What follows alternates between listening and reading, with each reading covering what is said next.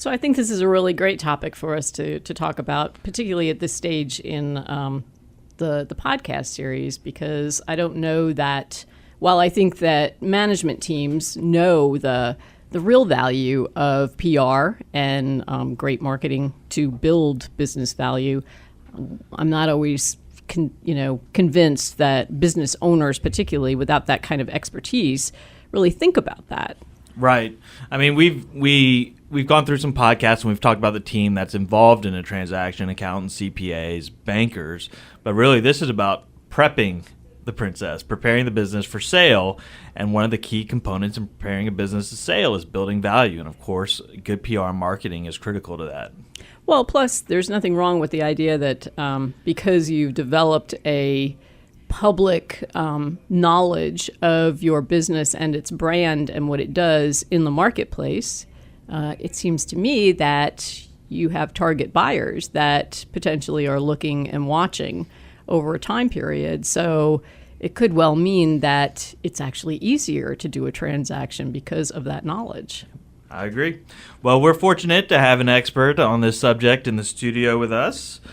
We have Peter Barron, who serves as a senior level consultant and founder of Carabiner Communications, offering advice to clients on product positioning, lead generation and nurturing, and digital marketing.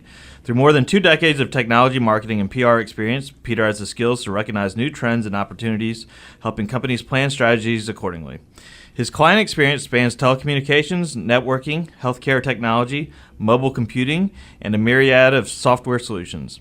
Peter received a bachelor's degree in journalism and a PR from the University of Utah. Welcome, Peter. Thank you. That makes me sound like a nerd, but I guess that's appropriate. Oh, it's great to have you here. It's great to have you here.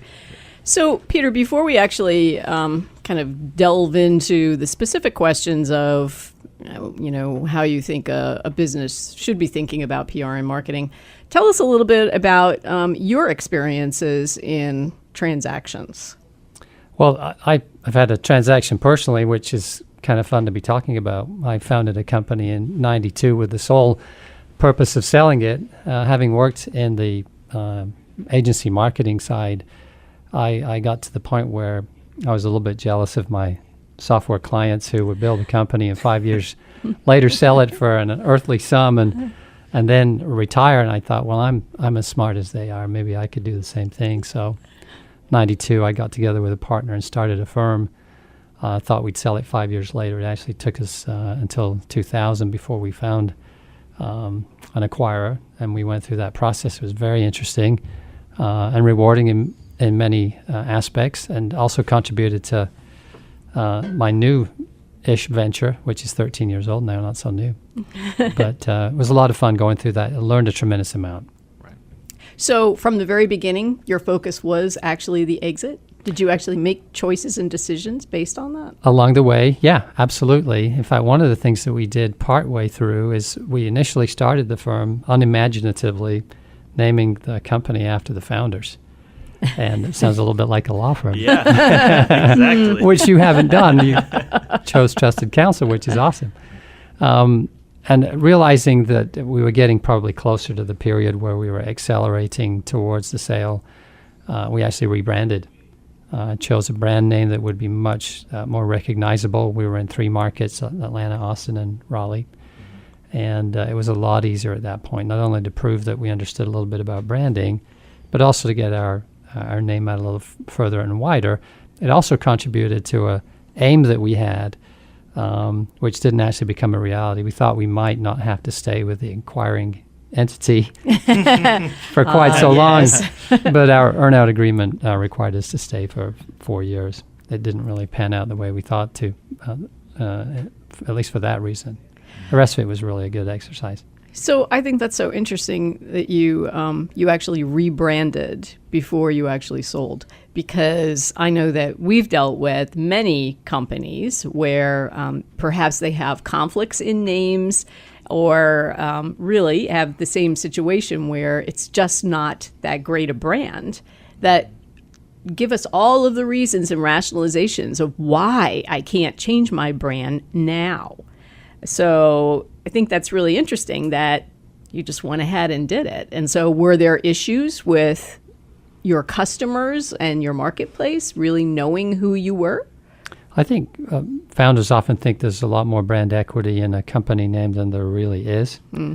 And I think we felt that to some degree, but as marketers, we felt that there was significant power in having a better name, a better brand.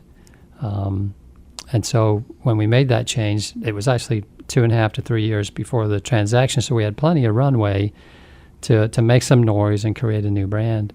My counsel to somebody that thinks that their brand is unassailable and maybe too valuable and shouldn't or couldn't be changed before a transaction is to step back,